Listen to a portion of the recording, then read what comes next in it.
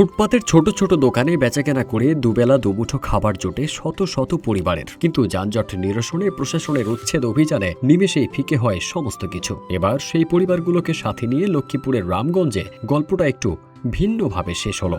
স্রেফ উচ্ছেদ করেই দায়িত্ব শেষ করেনি প্রশাসন, বরং স্থানীয় সংসদ সদস্য শাহাদাত হোসেন সেলিমের নির্দেশে ও স্থানীয় প্রশাসনের সমন্বিত উদ্যোগে উচ্ছেদ হওয়া শতাধিক ব্যবসায়ের জন্য রামগঞ্জ পুলিশ বক্স সংলগ্ন সড়ক ও জনপথের জায়গায় পুনর্বাসনের ব্যবস্থা করা হয়েছে। নিশ্চিত করা হয়েছে নতুন ঠিকানা। ৩ মে রামগঞ্জ উপজেলা নির্বাহী কর্মকর্তা কাজী আতিকুর রহমান সহ স্থানীয় বিএনপির নেতাকর্মীরা নতুন স্থান পরিদর্শন করেন, কিন্তু জনস্বার্থে সড়ক ও জনপথ কর্তৃপক্ষ যখনই এই জায়গা চাইবে তখনই কোনো আপত্তি ছাড়াই ব্যবসায়ীদের আবারও সরে যেতে হবে বলে শর্ত জুড়ে দিয়েছে প্রশাসন।